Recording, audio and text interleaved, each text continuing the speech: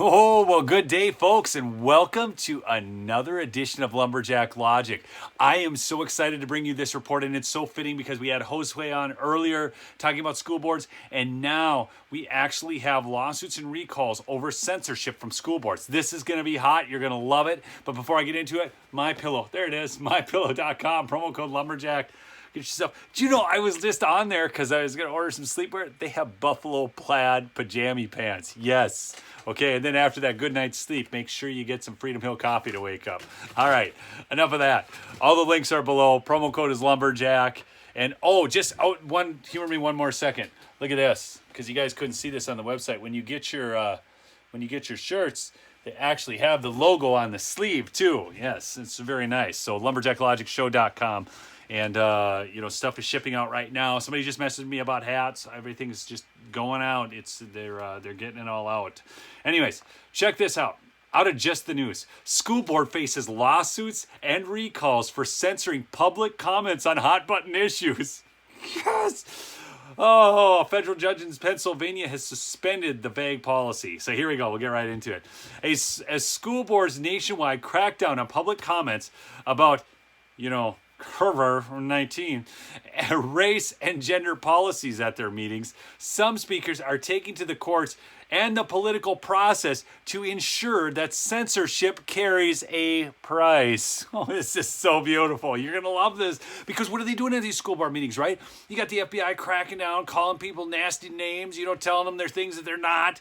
Domestic terrorists. Okay, and then you've got the teachers, and then they got people hauling them out with cops, right? And then, but wait, it gets even better because then they're always trying to dox the people. Oh, watch, it gets better in this report. Okay, Pennsylvania school districts are reeling from a preliminary injunction issued last month against a policy that prohibits speech the school board deems offensive, intolerant, verbally abusive, or irrelevant. I wonder what's irrelevant. That could be anything, right? That's pretty vague. Hey, you wanted to talk about the weather? That's irrelevant. No, that would actually be irrelevant. You want to talk about face coverings? That's irrelevant. Okay, see, this is where it goes. Okay, U.S. District Judge Gene Prater also banned the Pennsbury School Board from requiring speakers to announce their address before giving remarks. Have you seen this? You see these school board meetings going on, and these people don't want to give these jokers their address, and they want it on a public forum. What? They're trying to basically dox the people, intimidate them. You can't speak unless you give me your address so that people can come and hound you because we know that our liberal loony friends are going to come after you. Really, that's what that means, okay? Don't kid yourself for a second. Okay. Anyways, let's see. The Institute for Free Speech, IFS, which is representing community members, including a former school board member who have been repeatedly censored, is now trying to hold district and board officials personally liable for First Amendment violations. The government officials told Prater in a reply brief this month that they have qualified immunity because the plaintiffs weren't excluded from public meetings, meaning there was no clearly established right violated at the time.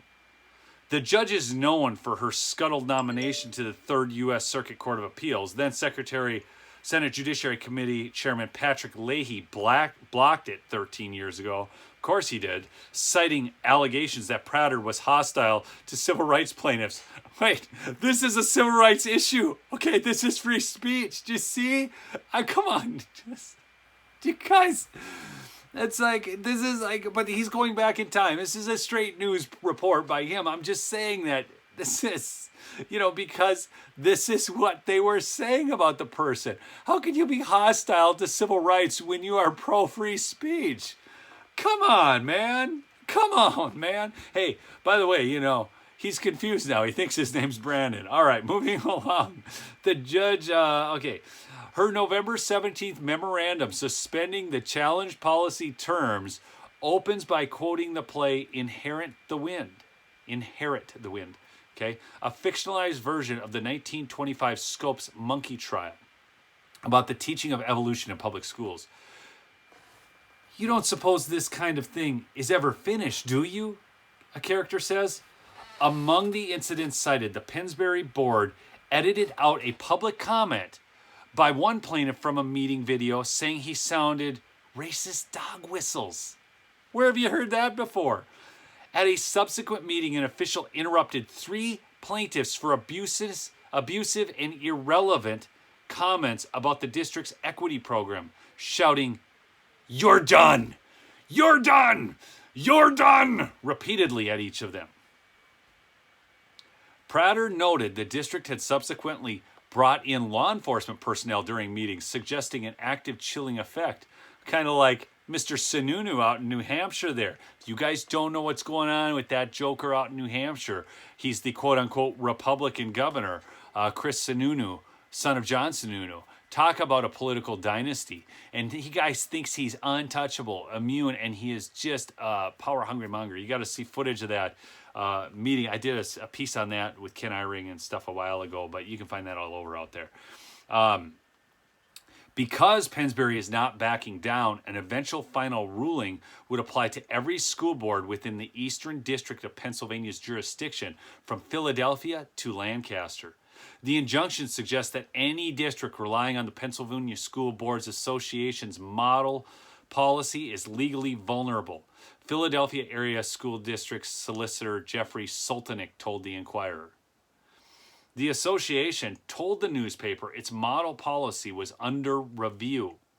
It was the first member to leave the National School Boards Association in protest of the latter's request for federal domestic terrorism investigations of school board critics. Another 16 state associations have since left, taking about 40% of NSBA's funding with them. Oh, how does that feel, NSBA? Losing 40% of your funds? Oh, man, they need to pay with the pocketbook. It's the only thing they understand. Okay? Prater's order is likely to be invoked in similar litigation. IFS is suing Florida's Brevard County School Board for a policy banning personally directed comments to stop criticism, but not praise. Please leap upon us hearty approbation and lavish praise, but god darn, you criticize us, we're banning you. These people are intolerable. They are intolerable. Okay, but this is winning. Do you get it? This is so freaking massive winning, because they're pushing back and they're winning in court, and these censors, commies, anyways, $107,500 settlement. UCLA First Amendment law professor Eugene Voloco told Just the News that while all viewpoint-based restrictions are prohibited, there is some uncertainty on what restrictions are allowed in time set aside for public comment, citing diverging federal appeals this year. The Sixth Circuit reinstated a lawsuit against the Madison, Ohio School Board for its restrictions on antagonistic, abusive, and personally directed speech, which were used to shut down comments on gun-related issues. Okay? The district paid plaintiff Billy Eisen $107,500 this week to settle the suit before U.S. District Judge Michael Barrett could determine damages, the Journal News reported. This is winning. This is glorious. I hope you guys are getting this, okay? Last week, however, the Fourth U.S. Circuit Appeals upheld a trial ruling in favor, okay, so this is where it gets dangerous, of Virginia's Loudoun County School Board members and district officials who were sued by longtime critics for banning him from school-sponsored activities several years ago. Brian Davidson had used an aggressive tone, heaven forbid, at a PTA meeting. I wonder if when these liberals are tweeting, if that's considered aggressive tone when they're telling, like, effing. I mean, it's unbelievable. Anyways, you guys all know about the double standard, okay? But the point is that there are wins going on here, and we are pushing back against censorship. And as long as you just let them tell you to shut up and go home and eat your milk and cookies, that's what they're going to keep on doing to you. But some people are rising up and fighting, all right? Remember to subscribe to the channel if you haven't, and do go down below and check out some of the sponsors. Click the links. Get some great stuff. Christmas is coming. I love y'all. Peace out.